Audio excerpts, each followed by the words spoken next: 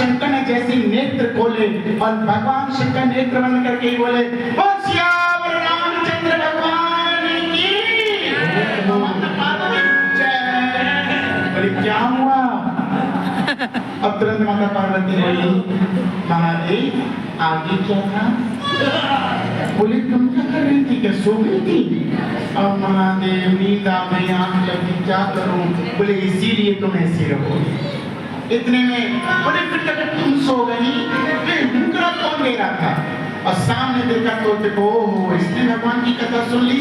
भगवान शंकर त्रिशूल निकाला और तोता अपना जान बचा के वहां से भागा। भगवान शंकर पीछे पीछे, तोता आगे आगे, और आगे जाके क्या देखते हैं? आगे जाके वेद व्यास जी की पत्नी आंगन में खड़ी थी और सुबह नित्य कर्म करके जैसे उन्होंने उपवास से ली, और तोते ने सोचा इससे अच्छी गुफा नहीं मिलेगी, और तोता उनके मुख के माध्यम से उनको देख सके।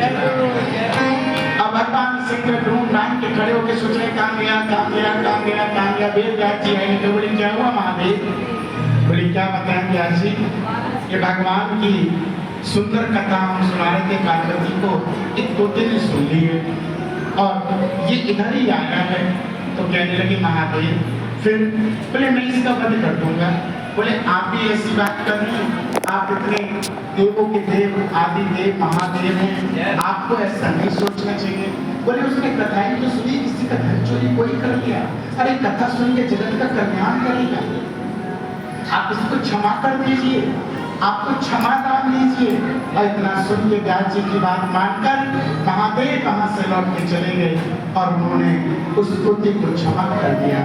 थोड़े दिनों बाद वेद व्यास जी की पत्नी को जब बहुत पीड़ा होने लगी तो वेद व्यास जी बोले, बेटा सुनो, तुम्हारी माँ को बहुत कष्ट और पीड़ा हो रही है, अब तुम्हारा समय आ गया, तुम माँ के गर्भ से बाहर आओ। तो तुरंत वेद व्यास जी कहने लगे कि मैं तुम्हें वरदान देता हूँ कि माया तुम्हें पकड़ेगी नहीं, तुम कृपया करके माँ की कोख से बाहर आओ। और इतनी बात सुन के उनके गर्भ से सुखदेव जी का प्राकट हुआ। बोले सुखदेव जी महाराज की। भागे जंगल की ओर जा रहे थे, भागे जा रहे थे जंगल में। जंगलों से आवाज आ रही थी, जंगलों ने कहा वेद व्यास जी चलाए थे, वेद व्यास जी पीछे पीछे भाग रहे पुत्र के। उस निर्वस्त्र अवस्था में 12 साल का पुत्र है, निर्वस्त्र है, नग्न है, पीछे से आवाज लगा रहे हैं, पुत्र पुत्र पुत्र पुत्र पुत्र। पैरों ने आवाज लगाई, आवाज गूंजती है जंगल में। तो पुत्र पुत्र सुन के तुरंत कहने लगे व्यास जी पैरों से, बच्चों से, तुम क्यों आवाज लगा रहे हो, पुत्र पुत्र कह रहे हो? बोले हे व्यास जी महाराज, हम आपको यही तो समझाना चाहते हैं, जिसके पीछे आप भाग रहे हो ये जगत का कल्याण करेगा। देखिए हमारे ऊपर वृक्षों पर फल आते हैं, इन फलों को कौन खाता है? क्या वृक्ष खुद खाते हैं? खुद खाते हैं? नहीं, वृक्ष नहीं खाते। वृक्ष के ऊपर आए हुए फल आप लोग खाते हैं, तो ये भी एक फल है, इसको जाने दो, ये जगत का कल्याण करेगा, इसके पीछे मत जाओ। और इतना सुन के वेद व्यास जी अपने यहाँ आ गए। और आने के बाद श्रीमद् भागवत महापुराण जब लिखने लगे तो जैसी लिखे तुरंत लेखी रुक जाए, फिर लिखे लेखी रुक जाए। नारद जी प्रकट हो गए। नारद जी ने कहा क्या कर रहे हैं? बोले मैं श्रीमद् भागवत महापुराण की रचना कर रहा हूँ, लेकिन क्या करूँ, एक लाइन लिखता हूँ और मेरी पेन रुक जाती है, मेरी स्याही रुक जाती है, मेरी कलम रुक जाती है, मैं लिख नहीं पा रहा। नारद जी बोले हे वेद व्यास जी, आप जिनकी कथा लिख रहे हैं आपको पता है वो कौन है? वो श्री कृष्ण भगवान 16 कला संपूर्ण, उनकी कथा तो रस में लिखिए, रस में होनी चाहिए। आप कठिन संस्कृत में लिखेंगे तो भक्त लोग समझ नहीं पाएंगे।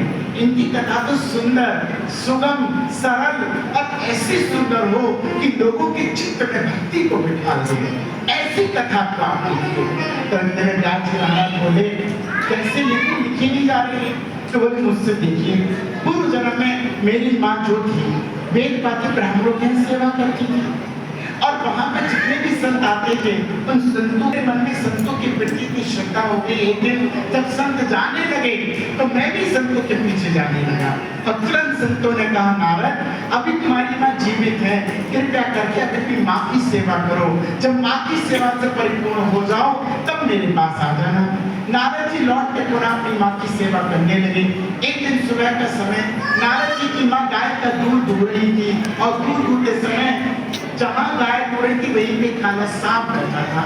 दूध दूहते जैसी थी तो काले सांप की पूंछ में नारद जी की माँ का पैर पड़ा और उस सांप ने नारद जी की माँ को डस लिया और डसने के बाद नारद जी की माँ की मृत्यु